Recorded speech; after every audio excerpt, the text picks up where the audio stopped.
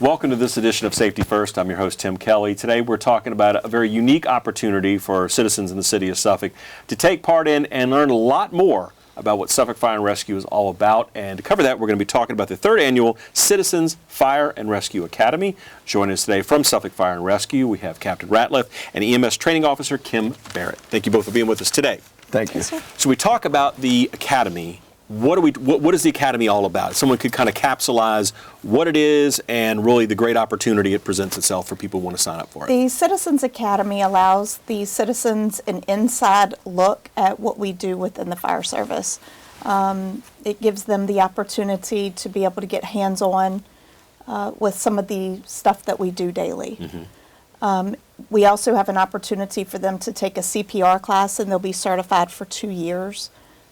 With that certification. Nice. Who's eligible to participate? I mean, what are the age range? I mean, is it for adults? I get a sense that it probably is more so than younger people, but what is the age range that y'all would kind of put in that category? It is for the adult population, okay. And it is from 6 to 8 o'clock in the evening. And 6 to 8 in the evening, okay.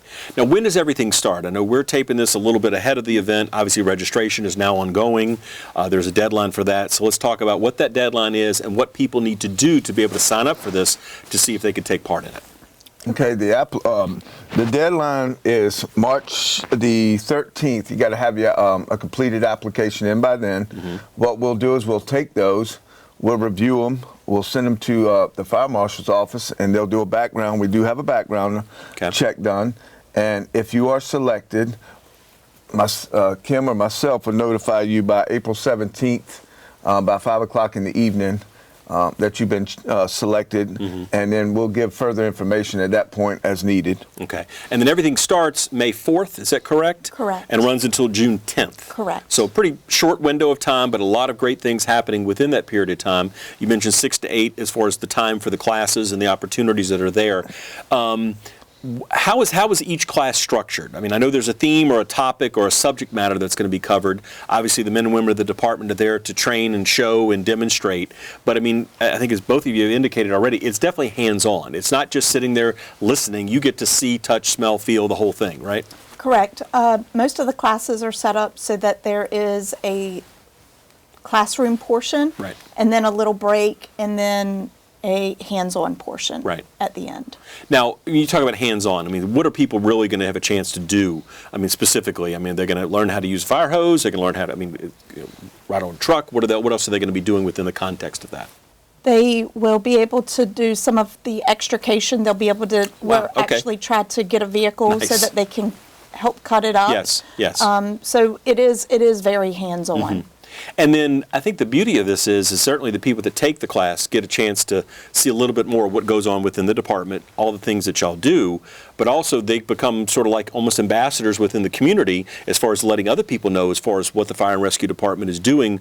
I mean, certainly some people might have their own perception, well, they just do this. No, they don't just do that. They do a lot of different things, and things that probably people don't even consider, and I think that's part of the information that y'all will be sharing with them, right? Yes, sir. Yeah, okay. Yes, sir. With the registration, I want to ask this question. I think I know the answer, but I want to ask it anyway. The cost of the program to the people who sign up for it and get accepted into the academy is? It is free. Free. Okay. Yes. And then you mentioned as well, we're piggybacking on the free element, the fact that there is an optional CPR class that can be taken within the context of the academy. And with that as well, correct me if I'm wrong, there's no cost to the individual, whoever he or she does, that they want to sign up for it, right? That is correct. That is correct. That is the only Saturday class within that 5 to 6 week period. Sure. Is that CPR class. Okay. And then will there be some sort of a graduation ceremony or ending ceremony for those who finish the academy? Absolutely. We do on June 10th, we'll do a graduation. We'll put up a video, mm-hmm. and somebody will be taking videos and still pictures through the academy. So at the end, when the family shows up, and they'll be given a certificate. Mm-hmm. When the family shows up, we'll show the video and everything, and kind of give the family an idea of what they were going through for the last, couple weeks and everything. Got it. Well, now I know this is the third annual, but what are some of the things that y'all have learned or gotten from the participants from the previous academies that have helped y'all continue to grow and improve as far as what y'all are doing to put into the actual training sessions that are going on? I think the biggest thing that we learned through media and through the people that actually took the advantage to take the class and everything is that we had the last two in November and December, with people being on vacation, Thanksgiving, Christmas, kids out of school. The people that were showing up, we didn't have a real high, rate of people showing up. So we were. It was suggested to us by the people that took the class, as well as, Diana and yourself, that maybe a spring class would be better. And so we learned that. And some other things that we learned is that we changed the time. It used to be 6:30 to 8:30. Yeah. It's kind of late, depending on the people that are taking the class. So we went from 6. We're going to try to go 6 to 8. Right. And it's been successful. I hope that with this video and everything that the media sends out, that we have a capacity up to 24 people. We can take up to 24 people and teach them. Gotcha. So that's what we're looking at. Yeah. We're looking at to educate as many people as we can right now in the city of Suffolk. Now, will some of the other things brought up in the classes be, fire safety and things to make sure that information has gotten across to them as well? Because again, people might have a perception, and maybe they haven't heard something from the fire marshal's office or spoken with someone with the fire department who's been out at an event to talk about things. But I guess you've got a captive audience, so it's a great opportunity to get some of that information to them as well about personal fire safety, fire safety when you're at home or in the office, wherever you may be, correct? Yes. Yeah. There will be a fire safety component in there as well. Okay. Now, the folks, I would imagine it's got to be kind of a fun opportunity for you and the men and women of the department to get out there and mix and mingle with these folks as well, because again, you're dealing with them as individuals. It's not just, you're not showing up in an emergency, which I know y'all need to work, and there's high stress and things like that going on for everybody. But here, it's a great learning opportunity, very casual environment, and I got to think it's a rewarding experience for the department as well as it is for the people that are taking the class, right? Absolutely. Yeah. Absolutely. In working with people on previous classes, obviously you want people that want to come in there, and I say want to learn, but want to experience.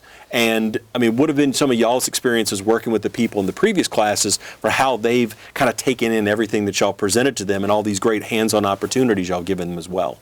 What kind of feedback have you gotten from them on that aspect of things? Well, I think when we talk about that, the people that have taken the class up to this point or been involved with it, it's kind of an eye-opener to them, because, there was some, perception that, you ride by a firehouse, you don't see anybody, that they may be in there.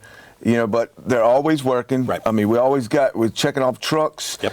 We got stuff that we have to get done every day to make sure when these fire trucks roll out of these buildings, that they're fully capable of providing 100% care for the citizens.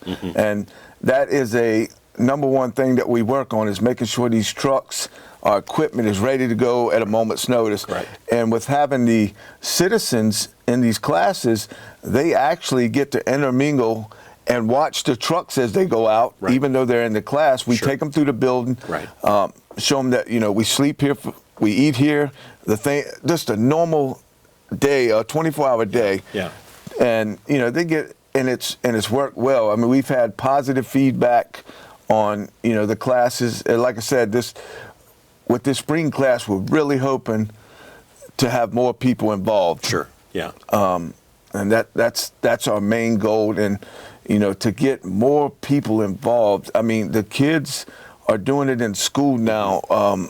We're doing the fire prevention, the child safety, and all that's being presented in the school, and as well as we're teaching the youth academy a couple times a year. So in a sense, the kids are learning more than the parents. So we're hoping that the parents come so we can teach them the same as the kids are learning at the same time. That's right. And I think that's the thing, that you're giving people a great opportunity to learn, to experience and do things that they probably never thought they'd have a chance to do, never have a chance to see. As you said, it's kind of a behind-the-scene look as far as what's going on with the department, and the fact that, as you said, just because there's not a fire happening at that exact moment doesn't mean people aren't working and doing things to either prepare for the next incident that would happen, because I know training is a huge component of what y'all do. Correct. If you're not at something, you're learning how to handle situations that come up, chemical spills, this type of high-rise. There's a variety of different circumstances circumstances y'all can find yourselves in, and you need to be prepared for that, as well as the education aspect where you're reaching out to the community. You talked about going into schools and doing all kind of presentations there. Well, that's ongoing, and I think that's something else that sometimes gets forgotten about what y'all are doing, because the better educated our residents are, they're making themselves safer, and also presenting opportunities where if y'all do have to respond to something, perhaps they're giving you better feedback, or the situation isn't as out of hand as it could be if maybe this fire wasn't taken care of, a kitchen fire or something like that. Maybe they have an extinguisher, or have gotten some training or some knowledge about how to handle situations, which helps y'all do your job, and also ultimately helps the citizens stay safer and their personal property, as well as obviously their own personal selves as well. So it's a win-win for everybody. I think, again, the great opportunity to see what y'all do that people don't know and don't see when they go by a fire station. Like you said, I think that's the beauty of what we have here. And then you mentioned as well the time of year. Yeah, I mean, the end of the year, the holidays are coming up, people are running around doing all this other stuff, but springtime things start to kind of loosen up or ease up a little bit, and I think opening that window up will give people a better opportunity to get involved, take part in the class, and sign up for it. As you said, it doesn't cost anything other than your time. Really, that's what we're talking about. And again, the registration is ongoing now. It goes through early March. And then, as you said, y'all will be notifying them if they get accepted into the academy after the background check and everything's been reviewed, correct? Yes, sir. And then everything starts up in May. Yes. So if someone is watching this program, and I always like to ask this question, and they're thinking about participating, I'll give you both an opportunity to answer this one. What would you each say to someone that's considering the academy to get them to go ahead and put in that application and take part in what y'all are offering? Kim, start with you. I say go on and do it. You have absolutely nothing to lose. Right. And so much information that you could gain from it. Mm-hmm. Captain? I would piggyback on that and basically say that the information that you learn in this academy, what is going to be taught, could save your life or somebody else's. It could save your house, because you're going to learn a lot of different aspects of how to, treat different situations. And you're going to not only just listening to it, you're going to have the opportunity to put your hands on things that, some people learn by seeing, some people learn by doing. So, this is, like you said, it's a win-win for the citizens. It's a win-win for us, because if that citizen that took the class can take an emergency situation and slow it down from getting worse till we get there, not put yourself in harm's way. Correct.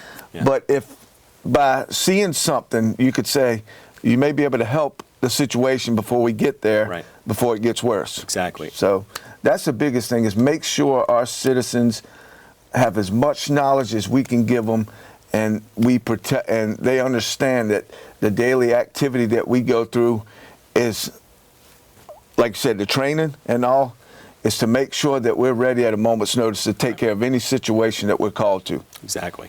So with the registration, how can they get the registration form? Where can they find that? And is there any point of contact? They have questions about anything we talked about today and would like to get some more information. Who would they reach out to? That's going to be online. Okay, so the application can be found online, okay? And we'll be sure to put that web address up on the screen. But as far as wanting more information, would they also give you a call, or what's the best way to do that? Yes, they can call me. Okay, and what number would you like them to use? 757-514-4546. Got it. Okay, very good. So again, you have your point of contact in case anything we've talked about today, or you just want to get a little more information about the Academy as you start to fill out that application. A very simple process, mind you. Very short application, not a long, lengthy thing. But again, they want to keep it easy. Again, there's no cost for the Academy. So again, a great opportunity to find out, again, more about your own Suffolk Fire and Rescue Department. So I want to thank you both for your time today, talking about the Academy, the great, again, I use the word opportunity, and that's really what it is, for you to take part and find out, again, more about the fire department, and also get some of that hands-on experience and get a chance to experience some things you probably never thought you'd have a chance to do. So again, we appreciate you offering the Academy. Look forward to people signing up for it and taking part in it. That would do it for this edition of Safety First. I'm your host, Tim Kelly. We'll see you next time.